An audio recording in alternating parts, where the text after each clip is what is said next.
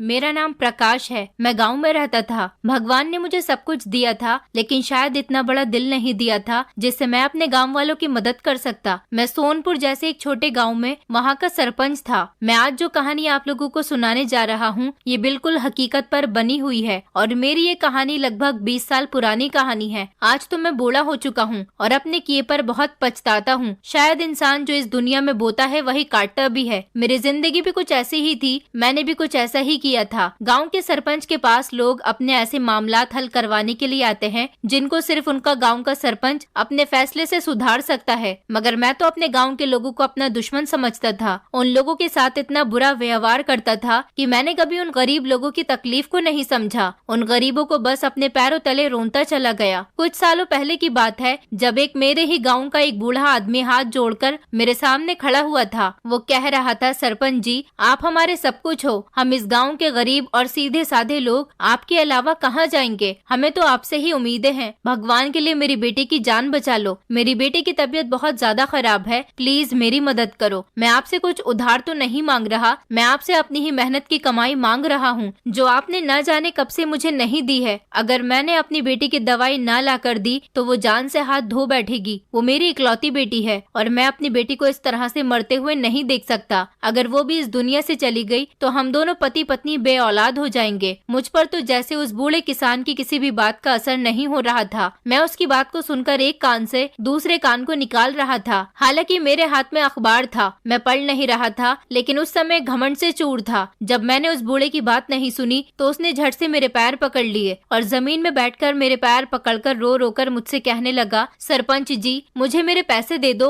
मेरी बेटी इस दुनिया से चली जाएगी। मैं अपनी बेटी को जाते हुए नहीं देख सकता। बस अब तो मेरी बर्दाश्त से बाहर हो गई थी। मैंने अपने नौकरों से कहा कि जाओ जाकर इसे दरवाजे से बाहर फेंक कर आओ और इसकी अच्छी तरह से खातिर भी करना, ताकि इसे आइंदा से पता चल जाए कि सरपंच के सामने बोलने की सजा क्या होती है। तो मेरे ही 2 नौकरों ने उस बूढ़े आदमी को दोनों तरफ से पकड़ लिया और उसको मेरी हवेली के बनाए गए एक छोटे से कमरे में ले जाकर उसको इतना मारा था कि उसके शरीर का कोई हिस्सा ऐसा नहीं था जो जख्मी ना हुआ हो। वो बूढ़ा किसान चीख रहा था, चिल्ला रहा था, पर ना मुझ पर और ना ही मेरे नौकरों पर कोई असर हो रहा था। उसके बाद मेरे नौकरों ने उसे गेट से उठाकर बाहर फेंक दिया था। बूढ़ा आदमी मुझे बद्दुआ देता रहा, मगर किसी ने उसकी एक न सुनी। मैंने अपने ड्राइवर से कहा कि जल्दी से गाड़ी निकालो, मेरे बरखुरदार बेटे के आने का समय हो गया है। मेरा लाडला बेटा मेरे आने का इंतजार कर रहा होगा। ड्राइवर कहने लगा, सरपंच जी, मगर गाड़ी का टायर तो पंक्चर है। मुझे ड्राइवर की इस बात पर गुस्सा आया। मैंने एक जोरदार तमाचा घुमाकर ड्राइवर के मुंह पर मार दिया। वो झट से जमीन पर गिर गया था। मैंने कहा कि कामचोर, तुम लोगों से कोई काम ठीक से भी नहीं होता, या तुम लोग मुफ्त के टुकड़ों पर पल रहे हो? काम के ना काज के, जाओ जाकर जल्दी से दूसरी गाड़ी का बंदोबस्त करो। मुझे टाइम पर एयरपोर्ट पहुंचना है। अगर मैं टाइम पर एयरपोर्ट नहीं पहुंच पाया तो मैं तुम सबकी खाल उधेड़ दूंगा और फिर तुम लोगों का इतना बुरा हाल करूंगा कि तुम लोग सोच भी नहीं पाओगे। नमक हराम कहीं के।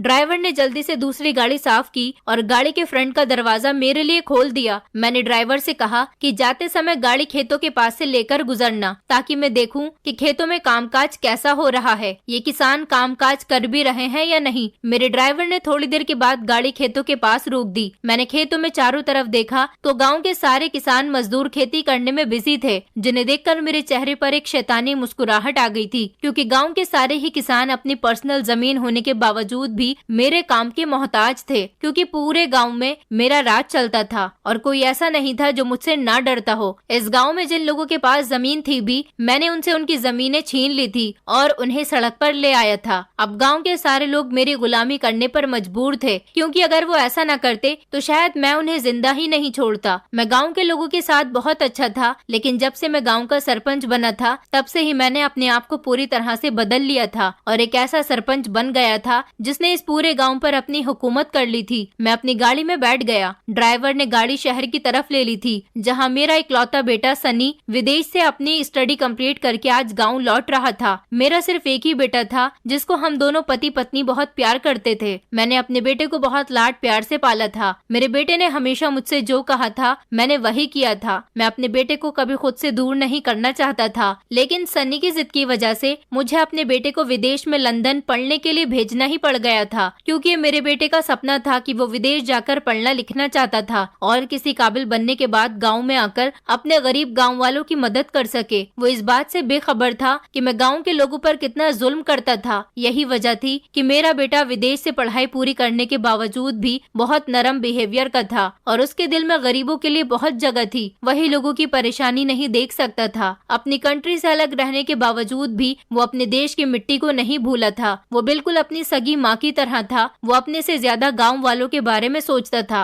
मेरी पहली पत्नी मर चुकी थी, इसीलिए मैंने दूसरी शादी कर ली थी। मेरी दूसरी पत्नी ने मेरे बेटे को बिल्कुल अपनी सगी औलाद की तरह चाहा था। वो गाँव वालों को बहुत इज्जत देता था और उनकी हर ख्वाहिश को पूरी करना चाहता था। मुझे बस अपने बेटे की यही बात अच्छी नहीं लगती थी। मैं जैसे ही एयरपोर्ट पहुंचा तो मैंने सामने से अपने बेटे को आता हुआ देखा। मेरा हाल ऐसा था कि मैं जब भी अपने बेटे को देखता तो दुनिया का हर काम और टेंशन को भूल जाता था। मेरा बेटा मुझसे बहुत प्यार करता था। मैं अपने बेटे के लिए इस पूरी दुनिया से लड़ सकता था और अपने बेटे के मिलने के बाद मैं बहुत खुश हुआ था। मेरे बेटे ने मुझे आते ही गले से लगा लिया था और मेरे पैर छुए थे। मैंने उसको आशीर्वाद भी दिया था कि वो हमेशा मुस्कुराता रहे। मैं अपने बेटे को एयरपोर्ट से लेने के बाद गाँव में आ गया था। सनी के गाँव वापस आने के बाद हवेली में बहुत रौनक लगी हुई थी। मैंने अपने बेटे के आने की खुशी में पूरी हवेली को सजाया था ताकि मेरा बेटा ये सब देखकर बहुत खुश हो और उसके स्वागत में अच्छे से अच्छी तैयारी की थी। लेकिन मेरे बेटे ने घर आते ही सबसे पहले गरीबों को खाना बांटना शुरू कर दिया था और कुछ गरीबों को तो पैसे भी बांट रहा था। ये देखकर कि मेरा बेटा खाना और पैसे गरीबों में बांट रहा है, मुझे बिल्कुल भी अच्छा नहीं लगा था, बल्कि अपने बेटे पर गुस्सा आ रहा था कि वो ये सब कुछ क्यों कर रहा है। मैंने अपने गुस्से पर कंट्रोल किया क्योंकि कभी मैंने ना तो अपने बेटे पर हाथ उठाया था और ना ही उससे ऊंची आवाज में बात की थी। मैं अपने बेटे के पास गया और उससे कहने लगा, बेटे तुम क्यों इन गरीब लोगों के मुंह लग रहे हो? ये लोग तो वैसे भी बहुत लालची हैं। जहाँ अमीर इंसान देखा नहीं, भीड़ लगाकर उससे मांगने खड़े हो गए। मेरा बेटा कहने लगा, पापा जी मैं इन सबको ये देकर इन पर कोई एहसान नहीं करना चाह रहा, ये इनका हक है जो मैं इनको दे रहा हूँ। मेरे बेटे को ये नहीं पता था कि उसका पिता गाँव वालों के ऊपर कितना अत्याचार करता है। उन्हें उनकी मेहनत की कमाई तक नहीं देता, गरीब किसानों को मुआवजा नहीं देता और इनसे मेहनत भी खूब करवाता है। वो करता भी तो क्या करता, आखिर वो अपने पिता के खिलाफ तो नहीं जा सकता था।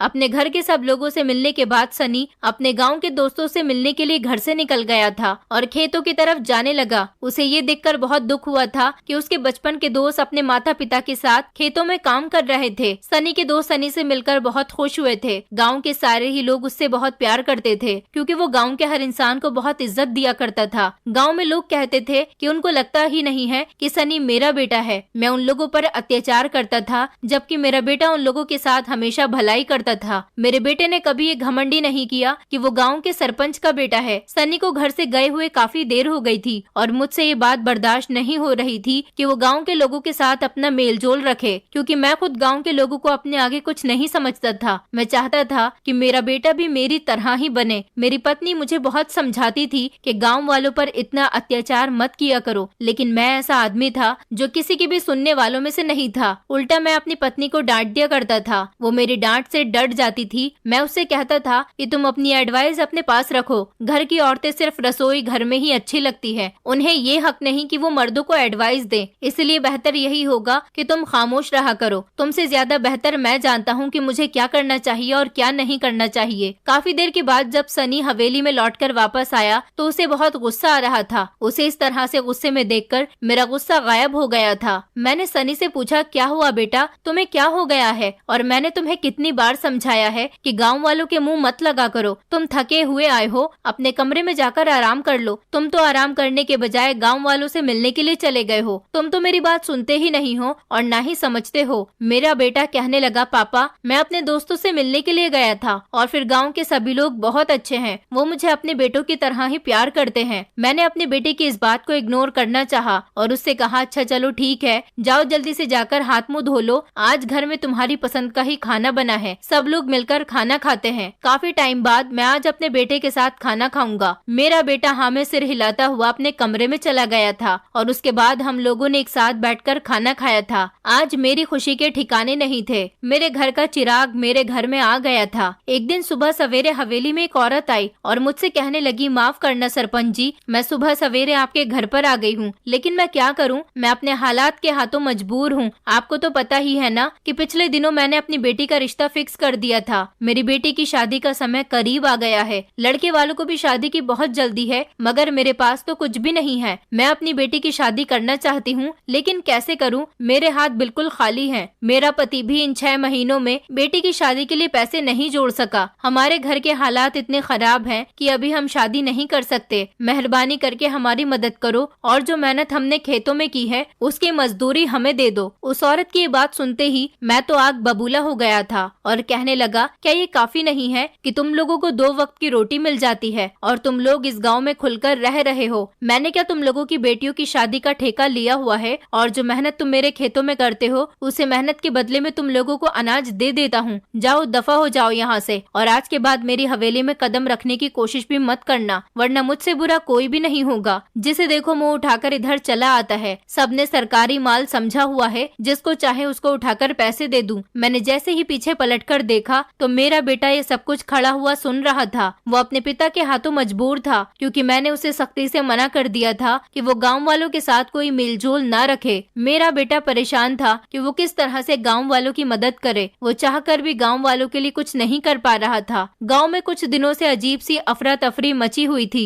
गाँव का हर आदमी परेशान था। किसी की भी बहन बेटी की इज्जत सेफ नहीं थी। हर किसान दूसरे को ये बात बताने से कतरा रहा था कि उसके घर में कितनी परेशानी भरे दिन गुजर रहे हैं। हर किसी को लग रहा था कि उसकी बेटी की इज्जत नीलाम हो चुकी है, क्योंकि ऐसे ही तो नहीं कोई किसी को भारी रकम देकर जाता। ये खबर उड़ते उड़ते मुझ तक पहुंच गई थी कि पिछले 2 दिनों से गांव में एक नकाबपोश आदमी आ रहा है, जो लोगों के घरों में घुस जाता है। वो सिर्फ कुंवारी लड़कियों की इज्जत खराब करता है और जाते हुए नोटों की गड्डियां रखकर चला जाता है। गाँव के हर आदमी ने उस इंसान को पकड़ने की बहुत कोशिश की, पर कोई भी उस इंसान को पकड़ नहीं सका। अब ऐसा हर दिन ही होने लगा था। गांव में एक डर का माहौल बना हुआ था। गांव के सारे किसान इकट्ठा होकर मेरी हवेली पर पहुंच गए थे कि किस तरह से उस इंसान को पकड़ सके ताकि उनकी इज्जत महफूज रह सके। मैं तो खुद इस मामले से बहुत परेशान था। मैं इसीलिए परेशान नहीं था कि लोगों की इज्जत खराब हो रही थी, बल्कि मैं इसीलिए परेशान था कि अगर गाँव के लोगों को ऐसे ही पैसे मिलते रहे तो कोई भी मेरी गुलामी नहीं करेगा। और इस गाँव में ऐसा था कौन जो मुझसे ज्यादा अमीर था? इस तरह से तो गाँव में रहने वाला हर इंसान मालामाल हो जाएगा, और गाँव में ज्यादातर लोग किसान ही थे। किसान भी अमीर हो जाएंगे और फिर वो मेरे खेतों में काम भी नहीं करेंगे। इस बात को तो मैं किसी भी कीमत पर बर्दाश्त नहीं कर सकता था। मेरा बेटा सनी भी इस बात से बहुत परेशान था, क्योंकि यह हादसा उसके कई दोस्तों के घरों में हो चुका था। एक तरह से तो वो बहुत खुश था कि जहाँ उसका पिता गाँव के लोगों को 1 रुपया भी नहीं देता, उधर वो इंसान लोगों के लिए नोटों की गड्डियां रखकर जा रहा था। लेकिन दूसरी तरफ वो इस वजह से परेशान था कि वो इसके बदले लड़कियों की इज्जत ले जाता है और फिर वो लड़कियां किसी को मुंह दिखाने के काबिल नहीं रहती। मैंने अपने बहुत सारे आदमी पहरे पर लगा दिए ताकि वो इंसान पकड़ा जाए और फिर मैं उसे कड़ी से कड़ी सजा दे सकूं। इसी तरह से मुझे पहरा लगाते हुए 1 हफ्ता गुजर गया था, मगर उसका कोई फायदा नहीं हुआ था। पता नहीं कैसे वो इंसान रात के अंधेरे में सबकी नजरों से बचकर निकल जाता था। उसने पहले से ही घर चुने हुए होते थे। वो हर रात 2 से 3 घरों में जाता था और अपना काम करने के बाद फौरन वहाँ से गायब हो जाता था। मेरे आदमियों में से कोई भी उसे पकड़ नहीं पा रहा था और मैं इस बात से बहुत परेशान था कि क्या वो इतना ताकतवर इंसान है कि किसी से भी पकड़ा नहीं जा रहा। एक दिन रात के पहरे के बाद मेरे आदमी सुबह सवेरे जब हवेली में आए और उन्होंने मुझे बताया कि वो आदमी अभी तक पकड़ा नहीं गया है, तो मैंने अपने आदमियों की खूब धुलाई की। मैंने उनसे कहा कि तुम सब मिलकर एक आदमी को नहीं पकड़ सकते? क्या वो तुम लोगों से ज्यादा ताकतवर हो गया है? तुम लोगों से कुछ नहीं होगा। लगता है अब मुझे खुद ही कुछ सोचना पड़ेगा। मैं भी देखता हूँ कि अब वो मुझसे कैसे बचेगा। आज तक प्रकाश के हाथ से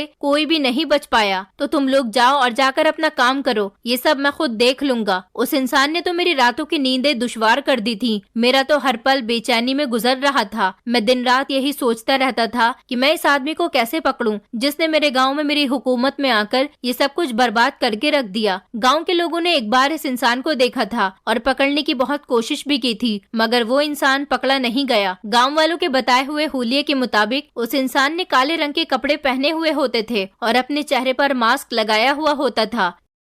जब लोगों ने उसे पकड़ने की कोशिश की तो उन्होंने उसका मास्क खींच लिया था, मगर वो मौके पर फरार हो गया। लोगों ने उसका साफ तरीके से चेहरा तो नहीं देखा था, बस हल्की सी एक झलक देखी थी और उसकी गर्दन पर एक काले रंग का मस्सा था, लेकिन वो उसका चेहरा पहचान नहीं पाए थे। वो ना ही समझे थे कि वो इंसान कौन है। मैंने अपने नौकरों को हुक्म दिया कि गाँव के सारे लोगों को जिनकी गर्दन पर मस्सा है उन सबको यहाँ पर जमा किया जाए। कुछ ही देर के बाद गाँव के कुछ आदमी जिनकी गर्दन पर मस्सा था वो मेरे सामने आकर मौजूद मौजूद हो गए थे। मैंने एक एक करके सारे लोगों से पूछा था कि सच सच बताओ तुम में से कौन है जो रात को लोगों के घरों में घुसता है और लोगों की बेटियों की इज्जत खराब कर देता है और इसके बदले में नोटों की गड्डियां रखकर चला जाता है। तुम्हारे लिए यही बेहतर होगा कि तुम लोग खुद सच बता दो, वरना मेरे पास पता लगाने का बहुत अच्छा तरीका है। तुम्हारे लिए यही बेहतर होगा कि तुम अपना जुर्म खुद ही कबूल कर लो। जल्दी से बताओ तुम सब में से वो कौन सा इंसान है। वो सारे ही आदमी खामोश रहे थे क्योंकि वो जानते थे कि अगर उन्होंने अपनी सफाई में कुछ भी कहा तो भी मैं कभी भी नहीं मानूंगा, उल्टा उन्हें जबान चलाने की सजा दे दूंगा, क्योंकि इससे पहले भी कई बार इस हवेली में ऐसा हो चुका था। जो भी अपनी सफाई देने के लिए हक के लिए आवाज उठाता था तो मैं बदले में अपने आदमियों से उसके खूब पिटाई करवाता था। मैंने उन सबसे कहा कि मुझे लगता है तुम लोग ऐसे नहीं मानोगे, तुम लोगों को समझाने के लिए मुझे दूसरा तरीका इस्तेमाल करना पड़ेगा। वो सारे ही लोग डर के मारे थर थर कांपने लगे थे क्योंकि वो लोग मेरे किए गए अत्याचार से अच्छी तरह से वाकिफ थे। वो लोग हाथ जोड़कर मुझसे कहने लगे, सरपंच जी हमने कुछ नहीं किया, हमारे पास इतने पैसे कहाँ से आएंगे, हमारे घरों में तो खुद खाने के लाले पड़े हुए हैं, हम किसी को नोटों की गड्डियाँ क्या दे सकते हैं। मुझे उन लोगों की बात पर बिल्कुल भी विश्वास नहीं हुआ था। मैंने अपनी एक नौकर से डंडा मंगवाया और बारी बारी से उन लोगों को मारने लगा। वो लोग चीखते रहे, चिल्लाते रहे, हाथ जोड़कर मुझसे रिक्वेस्ट करते रहे, लेकिन मेरे ऊपर उन लोगों की रिक्वेस्ट का कोई भी असर नहीं हो रहा था। सनी जो अपने कमरे में बैठा हुआ अपने लैपटॉप पर कुछ काम कर रहा था, अचानक से लोगों की आवाज सुनकर बाहर आ गया था। उसने आते ही मेरे हाथ से वो डंडा पकड़ लिया और कहने लगा, पापा ये आप क्या कर रहे हो, आप क्यों इन बेचारों पर इतने अत्याचार कर रहे हो, आखिर क्या किया है इन लोगों ने। मैंने अपने बेटे से कहा, सनी तुम मेरे मामले से दूर रहो, इस मामले में पढ़ने की तुम्हें कोई जरूरत नहीं है, जाओ तुम अपने कमरे में जाओ। तुम नहीं जानते कि इस गाँव में जो कुछ हो रहा है इन्हीं में से कोई एक है जो ये सब कुछ कर रहा है। सनी कहने लगा, पापा आपको कैसे यकीन है कि इनमें से ही कोई है जो ये सब कुछ कर रहा है, कोई बाहर का आदमी भी तो हो सकता है ना जो हमारे गांव में आकर ये सब कुछ कर रहा हो। इन्हें मारने के बजाय आपको चाहिए कि आप उस आदमी को पकड़ो जो इस सब का कसूरवार है। ये बेचारे तो बेकसूर हैं, इन्हें ऐसे मारने का कोई फायदा नहीं है। मेरे बेटे ने उन सबसे कहा कि प्लीज आप सब लोग अपने अपने घर जाओ, मेरे पापा की तरफ से मैं आप सब लोगों से माफी मांगता हूँ। उन लोगों के चले जाने के बाद मैंने अपने बेटे से कहा, क्या जरूरत थी तुम्हें उन लोगों से माफी मांगने की, मैंने आज तक कभी किसी से माफी नहीं मांगी है, तुमने आज मुझे इन सब के सामने बेइज्जत कर दिया। मैं गुस्से से सनी से ये कहते हुए अपने कमरे में आ गया था। सनी अपने जाते हुए पिता को देखकर सोच रहा था कि क्या कभी भगवान मेरे पिता को भलाई के रास्ते पर चलाएगा या फिर वो ऐसे ही लोगों पर जुल्म करते रहेंगे। मैं उस इंसान को पकड़ने के लिए ना जाने क्या क्या सोचता रहता था। मैं जानना चाहता था कि आखिर इस गाँव में वो कौन है जो इतना अमीर है कि अपना पैसा इन लोगों में बांट रहा है। गाँव के सारे ही लोग किसान थे, कुछ ही ऐसे थे जिन्होंने छोटी मोटी दुकानें खोली हुई थी।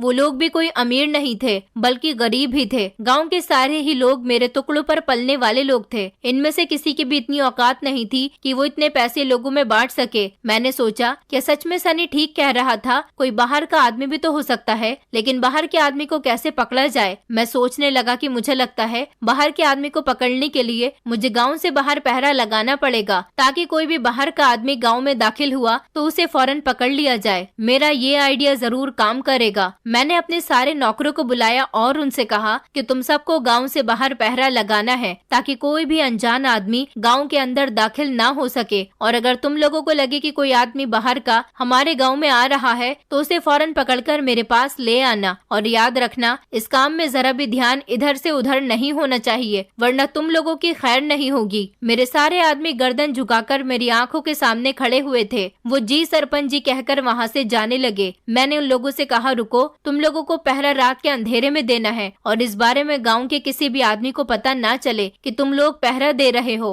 अब जाओ और अपने अपने काम पर लग जाओ। आधी रात को मेरे आदमी पहरा देने के लिए गांव से बाहर गए और सूरज निकलने से पहले ही वापस आ गए थे। मुझे लगता था कि आज मेरे आदमी अपने साथ उस इंसान को लेकर लौटेंगे जिसकी मुझे तलाश है, लेकिन वो तो खाली हाथ लौटे थे। मेरे आदमियों ने कहा, सरपंच जी हमने किसी भी ऐसे आदमी को गाँव में आते हुए नहीं देखा, सारी रात हमने अच्छे से पहरा दिया है। मैं गहरी सोच में डूब गया। मैंने अपने आदमियों से कहा, तुम लोग जा सकते हो, अब मैं उस इंसान को अपने तरीके से ढूंढूंगा। इस काम के लिए मैंने एक बहुत बड़ी चाल चली। मुझे पूरा यकीन था कि मैं इस तरह से उस इंसान को जरूर पकड़ लूंगा। एक दिन मैं अपने बेटे सनी से कहने लगा, सनी बेटा आज मुझे एक बहुत जरूरी काम से शहर जाना पड़ेगा, हो सकता है कि मुझे वहाँ पर 2-3 दिन लग जाएं, इसीलिए मैं चाहता हूँ कि तुम आज रात मेरे कमरे में मेरे बिस्तर पर सो जाना ताकि गाँव के लोगों को पता ना चल सके कि मैं गाँव गांव से बाहर गया हुआ हूँ। इधर उधर मेरे बहुत सारे दुश्मन हैं जो हर समय मौके की तलाश में लगे रहते हैं, इसीलिए मैं चाहता हूँ कि किसी को खबर न हो और तुम मेरे बिस्तर पर सो जाओ। सनी कहने लगा, पापा आप फिक्र मत करो, मैं आपके बिस्तर पर आपकी जगह सो जाऊंगा और मम्मी का भी अच्छे से ख्याल रखूंगा। तो मैंने अपने बेटे से कहा, नहीं नहीं बेटा, तुम्हारी मम्मी को भी मैं अपने साथ लेकर जा रहा हूँ। घर में दूसरे नौकर और पहरेदार मौजूद हैं, तुम्हें परेशान होने की जरूरत नहीं है। सनी कहने लगा, पापा फिक्र मत करो, मैं अच्छे से अपना ख्याल रख सकता हूँ और इस काम के लिए मुझे किसी की जरूरत नहीं है। आप मेरी तरफ से बेफिक्र होकर जाओ और अपना काम निपटा कर आओ, यहाँ मैं सब कुछ देख लूंगा, बस आप अपना और मम्मी का ख्याल रखना। मैंने अपने बेटे से ये बात छुपाई कि मैं उस इंसान को पकड़ने के लिए चाल चल रहा हूँ और इसके लिए मैं अपने ही बेटे का इस्तेमाल कर रहा था। इसमें कोई शक नहीं था कि मैं अपने बेटे से बहुत प्यार करता था। मैं अपने बेटे को कभी भी कोई भी दुख नहीं दे सकता था, लेकिन इस सब के बावजूद ये सब कुछ करना मेरी बहुत बड़ी मजबूरी थी, क्योंकि अगर मैं ऐसा नहीं करता तो वो इंसान कभी भी मेरी पकड़ में नहीं आता जो लोगों की बेटियों की इज्जत को खराब कर रहा था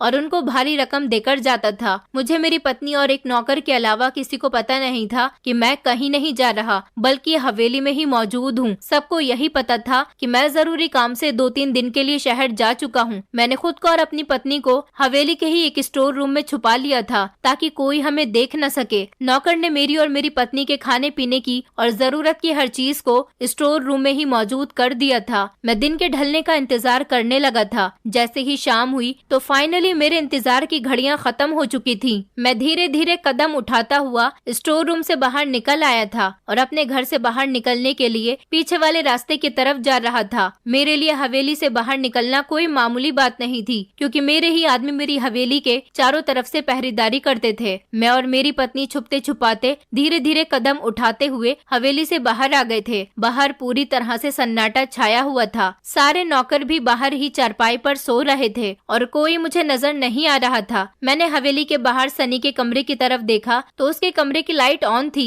जिससे आइडिया लगाया जा सकता था कि वो किसी काम में बिजी होगा। आखिर इतनी रात को उसको क्या काम आ गया? इसका मतलब है कि मेरा बेटा अभी तक मेरे कमरे में बिस्तर पर सोने के लिए नहीं गया था। मैंने अपनी पत्नी से कहा कि चलो हवेली के अंदर चलकर ही कहीं छुप जाते हैं। तभी अचानक मुझे किसी की आहट सुनाई दी तो हम दोनों बाहर ही एक कोने की तरफ को छुपकर खड़े हो गए थे। कुछ देर के बाद जब मुझे कुछ महसूस हुआ कि वहाँ पर कोई नहीं है तो हम दोनों वहाँ से निकले और हवेली के अंदर वापस आ गए थे और अपने कमरे की तरफ चल पड़े। कमरे में जाकर मेरी पत्नी मुझसे कहने लगी, पता नहीं क्या मुसीबत है कि हमें अपने ही घर में चोरों की तरह रहना पड़ रहा है।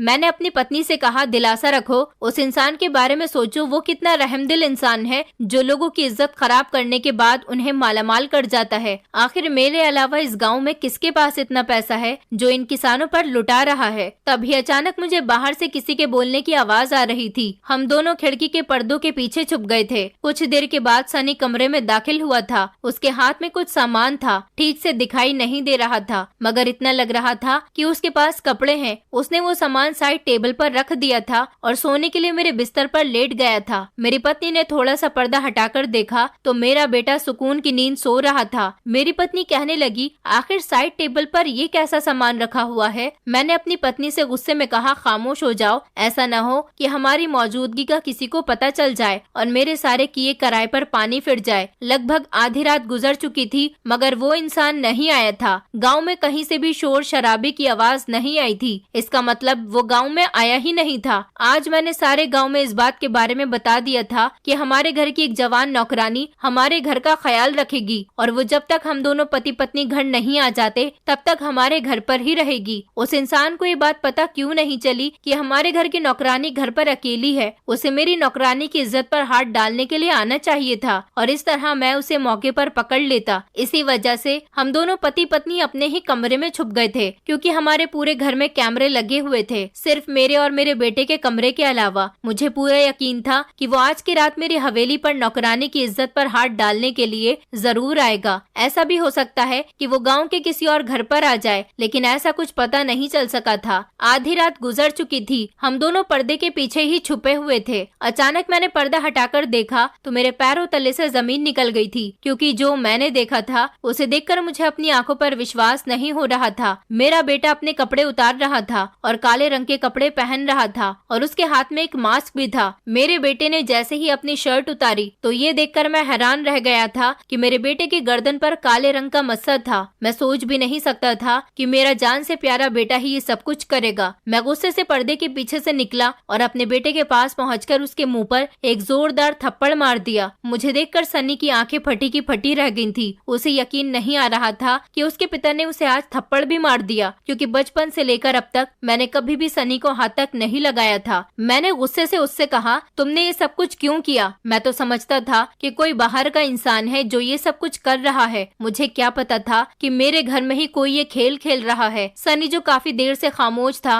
और मेरी बातें सुन रहा था, एकदम से कहने लगा, तो बताइए ना पापा, मैं क्या करता? आपका गांव वालों पर इतना अत्याचार करना मुझसे देखा नहीं जा रहा था। आप लोगों को उनकी मेहनत की कमाई भी नहीं देते थे। उल्टा अगर आपसे कोई अपनी मेहनत की कमाई मांग लेता तो आप उसकी खूब बेइज्जती करते और उसकी पिटाई भी करते। यहाँ तक कि आप किसी की भी बहन बेटी की शादी के लिए भी पैसे तक देने के लिए तैयार नहीं होते थे। आप इस गाँव के सरपंच हो, लोगों को आपसे कितनी उम्मीदें हैं, लेकिन आप सरपंच होने के बाद भी किसी की परेशानी को नहीं समझते। मुझसे ये सब कुछ देखा नहीं जा रहा था, इसलिए मैंने सोचा क्यों ना मैं ये तरीका अपनाकर लोगों की मदद करूं। मैंने कुछ गलत नहीं किया, बल्कि मैंने सच्चाई और ईमानदारी के साथ उनको उनका हक दिया है जो कि आप उनसे छीन चुके थे, और हकदारों को उनका हक देना कोई गलत बात नहीं है। मैंने आपको ये बात इसलिए नहीं बताई थी कि अगर आपको पता चल जाता तो आप गाँव के लोगों के साथ और ज्यादा गलत बिहेव करना शुरू कर देते। आपकी अदालत में किसी को भी माफी नहीं मिलती है। मैं खुद को दुनिया का सबसे बदनसीब लड़का समझता हूँ। मैंने इस घर में जन्म लिया जहाँ इंसान की कोई कदर और कीमत नहीं है। मैं अपने बेटे की बातों पर खामोश था और उसकी बातें खामोशी से सुन रहा था। शायद आज अपने बेटे की सारी बातें सुनकर मुझे शर्मिंदगी महसूस हो रही थी। मेरे बेटे ने कहा, पापा आपको आपके सारे पैसे जल्दी ही वापस लौटा दूंगा, लेकिन मैं आपके साथ आपके घर में नहीं रह सकता, क्योंकि मैं ऐसे इंसान के साथ बिल्कुल भी नहीं रह सकता जिसे लोगों की अहमियत ही ना हो, जो अपने आगे किसी को कुछ ना समझता हो। मैंने आपके काफी सारे पैसे लोगों में बांट दिए हैं और मैंने किसी की भी बेटी की इज्जत के साथ कोई खिलवाड़ नहीं किया है। मैं जिस लड़की के पास जाता था उसे पैसे देता था। उस लड़की को सारी बातें बता दी थी कि मैं तुम्हारी इज्जत को खराब करने नहीं आया, लेकिन तुम्हें सारे गाँव में यही बताना है कि उस नकाब पोशने लड़कियों की इज्जत खराब की है, उसके बाद ही उन्हें पैसे दिए हैं। आपको आपके सारे पैसे जल्दी ही मिल जाएंगे। अपने बेटे की बात सुनकर मेरी आंखों में आंसू आ गए थे। मैंने कहा, नहीं बेटा, मुझे पैसों की जरूरत नहीं है, बल्कि तुम मुझे माफ कर दो। मैं भटक गया था। दुनिया की दौलत ने मुझे अंधा कर दिया था। लालच ने मुझे अच्छे बुरे की तमीज भुला दी थी। मैं तुमसे वादा करता हूँ कि आज के बाद मैं किसी का भी हक नहीं खाऊंगा और गाँव के सारे लोगों के साथ अच्छा बनकर रहूंगा और किसानों को उनका हक दूंगा। मैं सच्चे दिल से तुमसे माफी मांगता हूँ। मैंने गाँव के सारे लोगों से उनकी छीनी हुई उनकी जमीनें उन्हें वापस कर दी थी और उनको अब तक का उनका मुआवजा भी दे दिया था और उनसे अपने बुरे बिहेवियर की माफी भी मांगी थी। गाँव वालों ने भी मुझे सच्चे दिल से माफ कर दिया था। जहाँ लोग मेरे डर की वजह से मेरी इज्जत किया करते थे, रहम दिल होने की वजह से उनके दिलों में मेरी इज्जत और भी बढ़ गई थी। मैं तो भलाई के रास्ते पर चल निकला था। अब गाँव का कोई भी इंसान मेरी एडवाइस के बिना कोई काम नहीं करता। गाँव की हर लड़की की शादी की जिम्मेदारी मैंने खुद ली थी। गाँव वाले मेरे इस बिहेवियर से बहुत खुश हैं। वो सब सनी और मुझे बहुत सारी दुआएं देते हैं। उनकी दुआओं की वजह से ही मेरी जिंदगी अच्छे तरीके से गुजरी, लेकिन आज 20 साल बाद मैं बीमार हूँ और बिस्तर पर लगा हुआ हूँ। इन 20 सालों में मैंने अपने बेटे की शादी भी कर दी। मेरी बाकी की जिंदगी बहुत अच्छी गुजरी। मेरे घर में 2 पोता पोती भी आ गए, जिनके साथ मेरा बहुत अच्छा समय गुजरता है। मेरी जगह मेरे बेटे को गाँव का सरपंच बना दिया गया है। वो मुझसे बेहतर मेरे गाँव की जिम्मेदारियों को संभाल रहा है। गाँव के लोग तो मेरे बेटे की तारीफें करते नहीं थकते। हमारे गाँव में बहुत सुख शांति बनी हुई है। मेरी बीमारी की वजह से ये मेरा बहुत कड़ा वक्त है। मेरे इस कड़े वक्त में मेरा साथ मेरे अपने ही गाँव के लोगों ने और मेरा बेटा दे रहा है। मेरे बेटे की पत्नी भी बहुत अच्छी है। मुझे एहसास ही नहीं होता कि मैं बीमार हूँ। मैं आज भी इन लोगों से माफी मांगता हूँ। मैंने इन लोगों के साथ बहुत गलत किया था।